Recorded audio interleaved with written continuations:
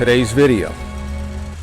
Last week, I believe we talked about some of the tools necessary. Today's video, we're going to talk about establishing the home market garden beds. I just want to give a quick caveat to today's video. I had filmed a lot of the establishing my home market garden beds. I had some problems with my iPad and computer, so I've lost some of that footage. So today's video, we'll talk about what I did to establish them, and I have some other video that I took with my iPhone that I'll insert along with some still photos. So I do apologize. I still think it's going to be very informative. As I said, we're going to talk about exact amounts of compost and organic fertilizer. Okay, so I just wanted to put that out there initially. I hope you'll stick through it. I still think it's going to be a very informative video. And again, I believe this style of farming or establishing these beds is applicable for even just a small garden bed, planter, gardening, if you had limited space. Anyway, let's take a look at what we've got here. So let me summarize the process involved before we take a look at some of the older video that I have. To establish my beds, I had some Birdie's raised garden beds in the back part of my market garden, or towards the front of the yard. I removed those. I did have a lot of grass in between, and I'll put some photos up so you can see.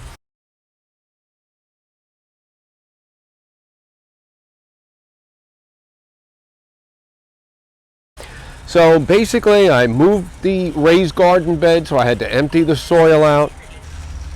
Once I emptied the soil out, I relocated the shallow, or the short garden beds into the greenhouse. I had two tall ones. I donated those to my son.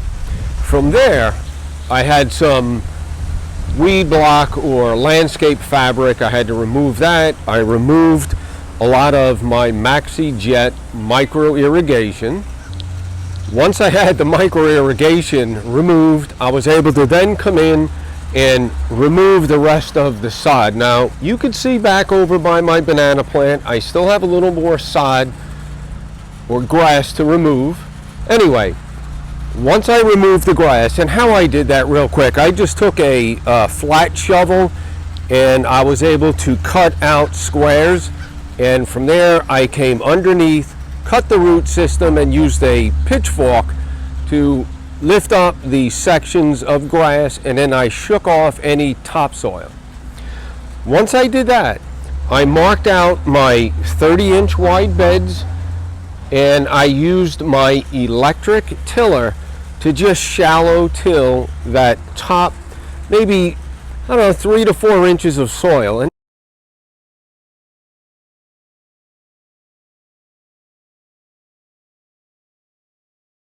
the reason for that is, this is a sandy soil. It had gotten compacted from over the years of riding over it with a mower. Once I did that, I then applied about 2 inches of compost, and I tilthered, and you'll know the tilther by the last video. I tilthered in some of the compost into the sandy soil.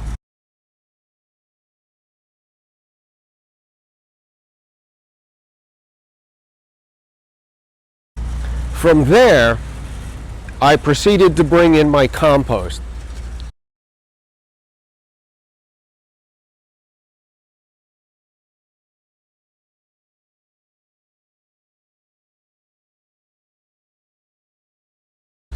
Let me talk about the quantity of compost I ordered and how much I believe I put down here. The amount of organic compost that I had delivered was 6 yards.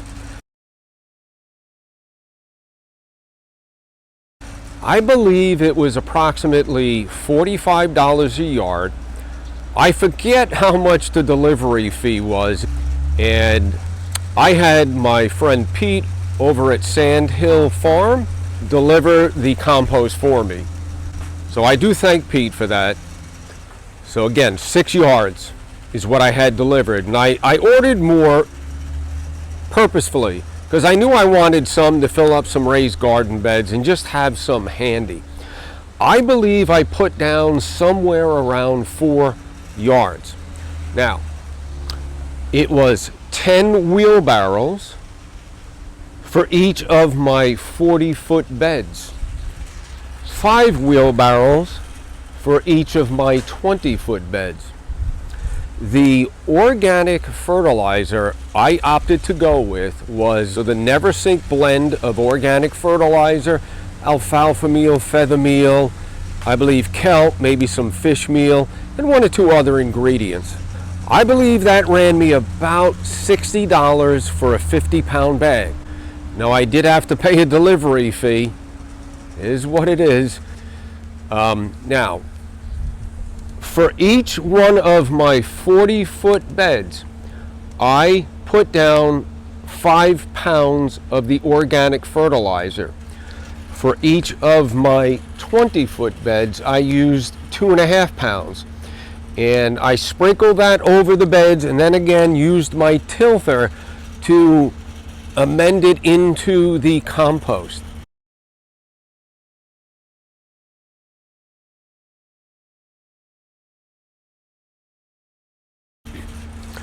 So that's where I'm at as far as that. Now, I have done some additional feeding to my plants. As I'm going forward, for each of the 40-foot beds, I'm using approximately 2.5 pounds.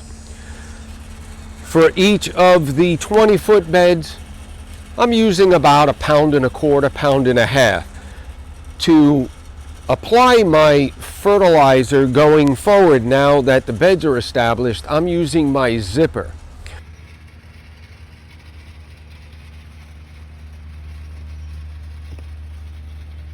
I got that, as you saw in the last video, from Never Sink Farm, and it makes a small channel in the bed. I'll put my fertilizer in there and then I zip it back up with that tool. So hopefully the videos and photos I've inserted make sense in piecing this together as to the steps necessary for me to establish my home market garden.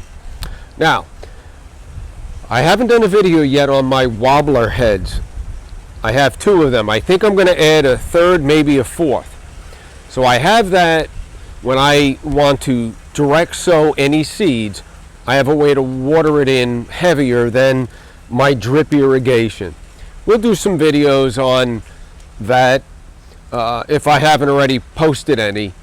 But that's my irrigation system, is my wobbler heads. They're tied into my well.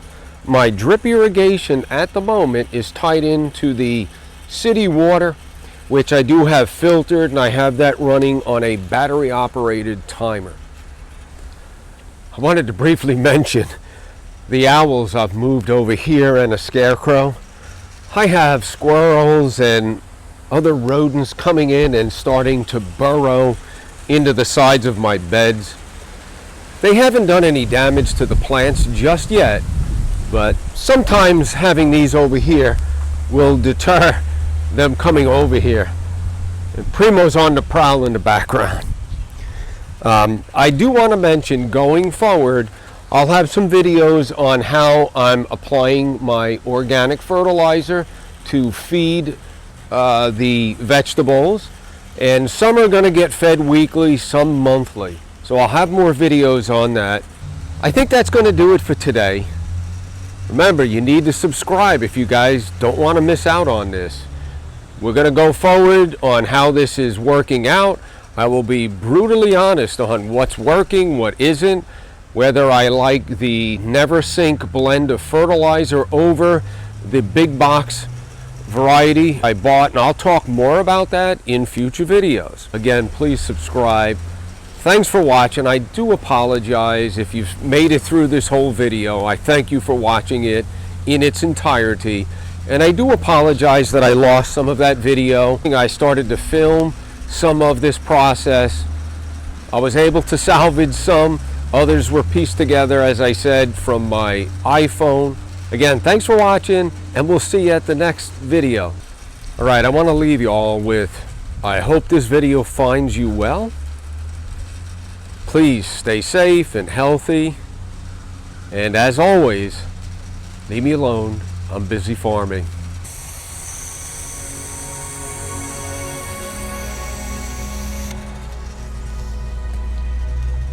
I was going to give you guys an update. Sweet potato slicks.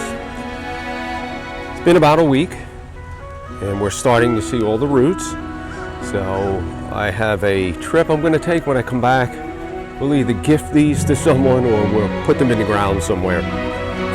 So just to follow up again, I did not use any root hormone. I cut the ends of my sweet potato vines, and I put them directly into compost. Been watering them vigorously every day, and they're starting to root. So again, another way to get free sweet potatoes just by harvesting the ends of the vines.